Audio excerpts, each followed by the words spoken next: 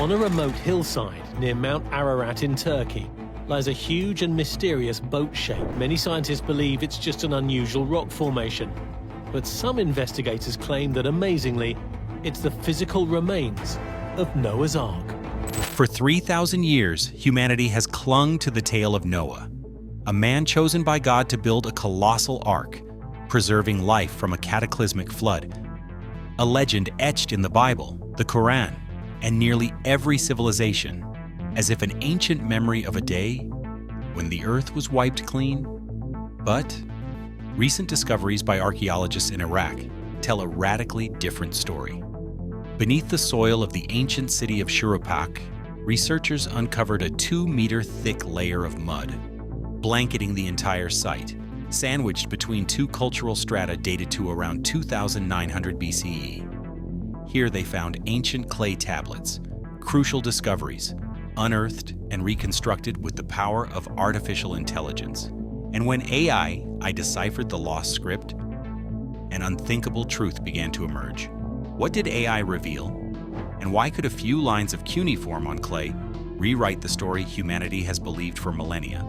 In 1931, during excavations led by the Penn Museum at Shuruppak, modern Tel Farah, Iraq, archaeologists uncovered a near 2-meter thick layer of alluvial silt nestled between the Jemdet Nasser and early dynastic Thararnus cultural layers. Optically stimulated luminescence, OSL, dating pinned its age to approximately 2,880 plus or minus 100 BCE, a date aligning with the earliest Sumerian texts. This layer of mud marks a monumental event, an entire city buried beneath sediment, with no signs of warfare, no traces of fire, no relics of societal collapse. It forms a geological boundary between two civilizations and the first physical evidence of an event described in mythic texts, the Great Flood of Ziusudra. According to the Eridu Genesis, the god Enki warned Ziusudra of a deluge sent to destroy mankind. He built a vessel, the Magur, sealed it tight, and carried every creature that breathes. When the waters receded, Ziusudra offered a sacrifice of thanks and was granted eternal life. This tale, inscribed on clay over 5,000 years before the Bible, bears striking parallels to Noah's Ark in Genesis. Yet, when linguists reanalyzed the clay tablets using AI to reconstruct damaged cuneiform, they discovered the text did not merely recount a disaster. They revealed a perspective of renewal. A passage in the Sumerian king list declares, "After the flood receded, kingship was once again bestowed from heaven." This inscription carries a profound message. The Great Flood was not an end, but a marker of humanity's rebirth.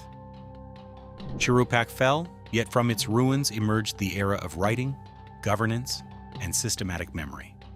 For instance, immediately following the flood, the Sumerians began using cuneiform, the world's first writing system. Archaeologists call this phenomenon the civilizational rebirth boundary. The message on these tablets speaks not only of survivors, but of humanity's reset. More crucially, these findings suggest that Ziusudra's story may be the precursor to Noah's, potentially the spiritual origin of the entire concept of a salvation ark. But a new question arises. Was Ziusudra's flood real? For decades, archaeologists and geologists have grappled with a simple question: was Ziusudra's flood real? In 2022, Nature Geoscience published a comprehensive study of Mesopotamian stratigraphy, concluding that between 3,000 and 2,800 BCE, the region experienced a regional megaflood, triggered by Holocene climate fluctuations and an avulsion event, a sudden shift in the Euphrates River's course. Sediment samples revealed an unusual spike in marine minerals and fine silt, hallmarks of a prolonged flood capable of submerging entire cities along the river's lower reaches. This means the flood in the Eridu Genesis was not a global myth but a real climatic event, mythologized through the memories of survivors. In other words, geology and mythology are telling the same story, just in different tongues. Archaeologists term this the Ziusudra convergence, the intersection of scientific evidence and mythic memory. When three ancient texts, the Eridu Genesis, the Atrahasis Epic, and Genesis 6-9, are placed side by side, their similarities are too precise to be coincidental. All three describe a flood that annihilates humanity, a divinely chosen survivor, a vessel preserving life, and a new beginning after the waters recede. Spanning millennia and written in 3 different languages, these texts share an identical symbolic structure, suggesting they are not isolated religious tales, but 3 versions of a single civilizational memory, a memory of a real catastrophe, retold through time and transformed into myth. Physical evidence reinforces this alignment. In the University of Pennsylvania's UET 66/1 archive, a near-intact tablet describes the Megur as a square-structured vessel measuring 120 by 120 cubits. When compared to Noah's Ark in Genesis, 300 by 50 by 30 cubits, researchers noted a near-identical length-to-height ratio of approximately 1:6, a minor discrepancy within the margin of error for ancient measurements. In essence, both vessels may stem from the same cultural archetype, merely translated through 2 distinct ideologies, Sumer's Enki and the Hebrew Jehovah. What intrigues scholars further is the chain of textual transmission. Around 2600 BCE, the Sumerian Eridu Genesis was transcribed into Akkadian as the Atrahasis epic, then reinterpreted millennia later in the Book of Genesis. Each successive civilization adapted the narrative to its own beliefs, yet preserved the story's core structure. This proves Ziusudra's memory transcended borders, languages, and religions, becoming the prototype for every ark myth in anthropological history. Mythologists call this the deep memory model, when a real natural event gradually evolves into a religious and moral symbol over millennia. Acknowledging that science points to a plausible megaflood is one thing. What matters more is tangible evidence, something buried in the earth, measurable, testable, and real. At Tel Farah, ancient Shuruppak, geologists extracted core samples from the 2-meter-thick silt layer first uncovered in 1931. A 2020 study in geoarchaeology revealed a startling find: saltwater mollusk shells embedded in the sediment. A shock, as Shuruppak lies hundreds of kilometers inland from the Persian Gulf. Scientists concluded that seawater once penetrated deep into the Euphrates floodplain, likely due to a sudden sea level surge combined with a river avulsion, a scenario perfectly matching the Eridu Genesis's claim that water swept over all the land. Thus, what the Sumerians called the Flood of the Gods may have been a real event, a simultaneous sea surge and Euphrates avulsion, a catastrophe described in the language of myth. Independent data from NASA and USGS, 1998 to 2002, bolsters this hypothesis. Using GIS modeling and radar satellite imagery, researchers reconstructed Mesopotamia's ancient terrain, revealing Shurupak's location in an avulsion-prone zone where the Euphrates frequently shifted course and flooded. If water levels rose beyond 5 meters, entire settlements would have been engulfed in a vast temporary lake. Simulated maps confirm a single anomalous flood cycle, paired with extreme rainfall, could have buried Shuruppak in mud, exactly as the archaeological record shows. Climatological evidence adds further weight. A 2023 analysis of Delta 18O isotopes in Fertile Crescent sediment cores revealed a sharp climate fluctuation around 2900 BCE, aligning with Shurupak's silt layer. This points to a massive rainy period coupled with localized ice melt in the Zagros Mountains, swelling the Euphrates beyond its banks. Geologists term this a hydrothermal spike, a multi-year deluge capable of submerging the Mesopotamian plain in mud and salt water. Most striking is the 2024 organic chemistry data.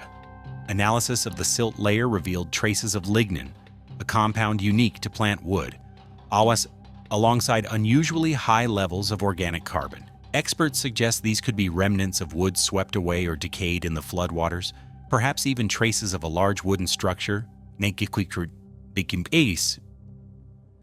the Megur hypothesis more compelling than ever. While not conclusive, these material clues hint that amidst the flood that swept Mesopotamia, something wooden endured and was buried in 5,000-year-old sediment. When all data, OSL, GIS, isotopic, and organic, is combined, a vivid picture emerges. Ziusudra's Great Flood is not merely mythic memory, but a real hydrological event, recorded simultaneously by the Earth and its people. To grasp the true message etched on Ziusudra's clay tablets, scientists turn to a tool unimaginable to the ancients: artificial intelligence. This is not just a technical leap, it unveils entirely new perspectives. As noted earlier, since 2023, the Penn Museum's AI photogrammetry project has reconstructed the shattered Eridu Genesis, the oldest text recounting the Great Flood. Using 3D scanning and deep learning models, AI deciphered characters eroded by time, identifying two previously undecoded terms: Magur, great vessel, and Zai-us-ud-Ra, the empty-handed one who was saved. When cross-referenced with Genesis 6-9, researchers found the Magur's structural description eerily mirrors Noah's Ark, suggesting the Sumerian text may be the origin of Noah's legend. Yet AI is not infallible.